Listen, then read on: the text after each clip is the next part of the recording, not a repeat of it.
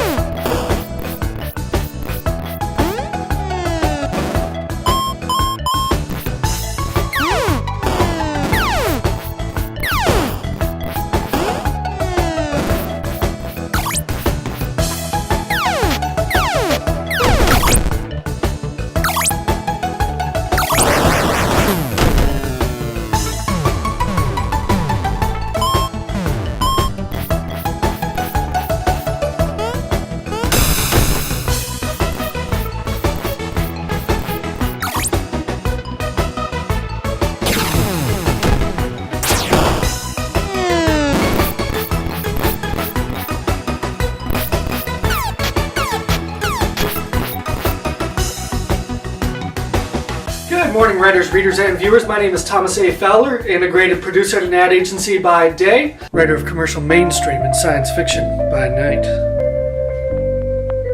Always trying to instill hope by bringing you the marketing and writing advice you need as we take on the writer's conquest together. For this level, we are looking at target demographics. For those of you who have never taken a marketing class before or just looking for a clear definition, target demographics is how you define the consumer that is most likely to buy your product. Obviously, for businesses it varies, and for writers it varies greatly depending on what you're writing and who you're writing for. And therefore, target demographics, I think, have 10 key parameters. You can add or subtract as you see fit. I'm also always open for discussion. You can hit me up at Twitter at Thomas A. Fowler. Use the hashtag WritersConquest. I'll be happy to engage in conversation with you to discuss what you think I did right and what I did wrong. So let's take a look at the 10 things that define target demographics. The first one we're looking at is age. Obviously, if we're aiming for the 4th to 5th grade area, it's going to be a much different book than if we're aiming for retirees who are going on vacation to enjoy a nice, easy read on a luxurious beach as they enjoy the fruits of their labor. But you have to always put into factor how old the person is that's going to be reading, because you're going to need to make sure that you're catering to that age level and in terms of their intelligence and their tastes and desires. Then, of course, there's gender. There are certain books that are extremely male-oriented. There are some that are extremely female-oriented. And sometimes, actually, gender cannot really play as much of a factor into it. It's more of a lifestyle that you're appealing to. However, obviously, if you're writing romance, there's going to be a certain gender that you're leading towards. And if you're writing machismo action, you're going to be writing for a different audience. However, you always have to take in mind there can sometimes be those outliers or secondary target demographics, which we'll touch on a little bit later. Then, of course, there's geography. And what I mean by geography is where your target audience is living. Are they living in suburban, urban, rural? Where are they? And also, are you reaching for an international audience? If so, I hope you have these amazing exotic locations that span the globe. Or if you're looking for something that appeals to people who live in a very small town and are looking for something that reflects their own life, that they can think about and have that entertainment be a parallel to their own journey. Obviously, the geography affects who you're aiming for, so you always have to keep that in mind. There's income level, and obviously you need to make sure that you're hitting an audience that can actually buy your product, and therefore you may have to put into account what is the income level. If you're aiming for younger audiences, you either need to be making sure that the parents are paying the bill, or you're creating really good discounted pieces so that way those that are living off of a very meager salary can afford it and find justification in spending those $2, $3 for your ebook. Then there's education level. There are those that are actually getting their degrees in literature or English and are looking for that really high-level prose and literary fiction, as opposed to some that are looking for just a very quick, easy read because it's just a nice escape for them. And oftentimes education level can factor into that. So make sure you are aware of the education levels, and sometimes they can be varying. And therefore you're going to have to make sure that you cross platforms and cross the way you write, so that way it appeals to both demographics. And that also goes to reading level. Obviously, there's certain keywords you have to use if you're aiming for YA or middle grade fiction than if you're aiming for literary fiction one more time. I know it's a very easy comparison to go from YA to literary fiction, but it is completely relevant and a good example. And that's why you have to realize the reading level, because if you're starting to include words and complicated sentence structures that are going to fly right past your YA readers, it's not going to sell well, and you're going to find yourself editing time and time again, and also finding a lot of rejection letters because the text just doesn't seem to fit within the age level and reading level that you're aiming for. And then of course there's attitude, and by that I don't mean is it sassy pants versus no worries. What I mean more about attitude is, what is the attitude in terms of what they're wanting to gain out of the reading experience? Are they looking for high technology, new apps, interactive experiences through their Nooks and e-readers and tablets? Or are they looking for a traditional experience? You have to think about the attitude of how the person who's shopping for your book is going to enter a store or shop online. What is their attitude and what are they aiming to accomplish from their shopping experience as they're looking for books, as they're going through stores? Are they exclusive to indie bookstores only? Are they loyalists to them and are they trying to fight the machine? Or are they strictly online? Do they not see the value in retail stores anymore and are therefore resorting only to suggestions made through social networks like Twitter and Goodreads? That's the attitude you have to think about. And then there's the values of your reader. What are the values that they cherish? Obviously, this is one where you can definitely look at Christian or religious fiction, and you can notice that there has to be certain elements of your language and certain redemptive qualities of your characters, and they have to be put into your context, because if you have a character with no redemptive value who finds no redemption throughout the entire story, it's not going to appeal to that demographic. Either that or they better have a good cautionary tale that is able to translate to them. Oppositely, if you're looking for some sort of anarchist tale, it's going to appeal to those that are going to indie bookshops, looking for that sort of underground movement and viral marketing efforts, not your traditional marketing ploys that make it seem like you're, once again, part of the machine. Then, of course, there's lifestyle. How are the people that you're trying to sell your book to living their lives? Is it high society, where they're renting out a lot exclusive resorts and lofts and looking for a really cool experience that's going to give them almost ideas as to what they could do for their next great adventure? Or is the lifestyle you're living someone who is just trying to make it through 9 to 5, day to day, and trying to find a way to make a bigger impact in this world? And based on the lifestyle, you have to cater your reading to those people. And therefore, the lifestyle that they live can be seen and paralleled. Oppositely, sometimes you can get a great experience if you give them an experience that they will maybe never take on, but wish they could. And that way they can get a little vicarious living and adventure through your script, through your manuscript. That's key, and that's where you can analyze lifestyles and determine how you want to appeal to that lifestyle. Whether it's appealing to a parallel that they can understand and know in their life, or it's that vicarious living where they get to go on an adventure that they would never take on otherwise. And then there's looking at loyalists versus occasions. Now what I mean by that, because it's a little vague, is that are you writing a series that's going to demand loyalists that stay true to your series and are very dedicated, tweeting about it, Facebooking it, they're in line at the book signings? Or is it going to be more of an occasional book where you're only doing one-offs at a time, jumping across genres, jumping across sometimes narrative styles, that's going to require you to change up your target demographics? And if so, you need to keep that in mind as you build your writing platform, because that way you'll be able to create a diverse experience that's going to fit the random occasions.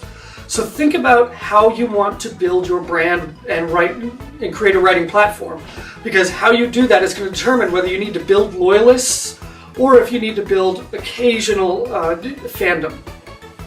The next major topic is looking at the habits of the consumer outside of your writing. Obviously, people aren't reading 24/7. Everybody has different tastes and different things. There are some that are much more loyal and dedicated to reading than others. There are some that are looking for periodic and only read a couple books a year. And if that's the case, you need to make sure that you're aiming to be that exclusive and that unique in your writing style that you appeal to them enough so that way you are one of only the 2-3 books that they read per year. And so as a result, think about your genre and think about the habits of those and of what they're doing outside of the reading and writing world. Are they science fiction readers who love to go to conventions? And does your science fiction have a specific niche? I'm thinking, of course, of AnomalyCon, which is sci-fi fantasy overall, but it also targets very specifically towards the steampunk demographic, and it hones it in that closely. Obviously that has a very great niche market if you're into that, and that looks at the habits of what they do. And if you don't have the ability to sell a book there yet, go there. Talk to people, find out what they love about the conventions, find out what they didn't care for, and therefore you can learn about what their habits are, and you can start to utilize that in your marketing attempts as well as in your writing. That way people can see what they like and read about it in your book and understand that you are with them for this experience and you understand their needs, wants, and desires in their reading experience. You can also look at some of the more accessible, easy getaway readings. Obviously, when you are at an airport, you're not going to see a certain type of book that's going to take hours of invested thought. You're going to find quick, easy reads. Are you aiming for that? And that goes back to a point I've said before, but I'm going to say it again because it's important. I need this drilled into your brain until you can recite it in your sleep.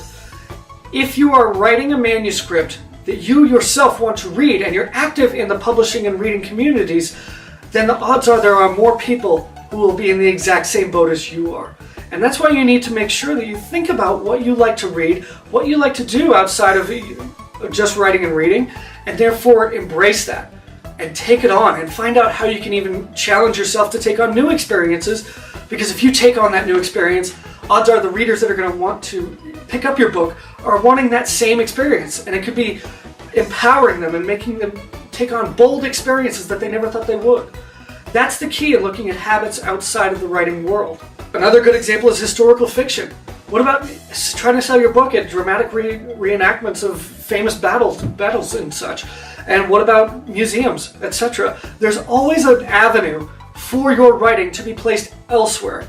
Just don't get your Amazon, your Goodreads profile up and call it good. Find ways that you can reach out to the demographics that you're aiming to reach. And by doing so, one, you'll be getting great research, great demographic information in terms of what they're looking for, what they enjoy, what they dislike, and that way you can start to understand it, and it won't even necessarily have to be quantifiable research. It's all experiential, which is the greatest kind, because that means you're living in it. You're living in the world of your target demographic, and therefore you can understand their needs, wants, and desires.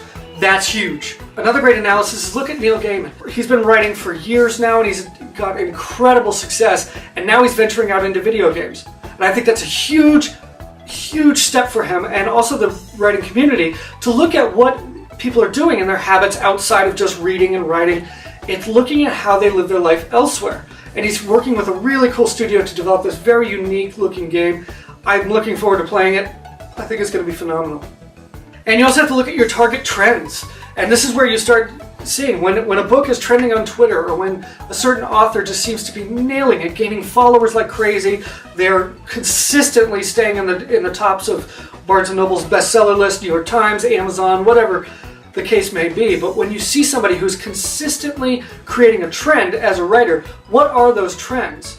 Now you have to be careful, because if you try to catch up to a trend, oftentimes by the time you catch up, it's going to be too late anyway.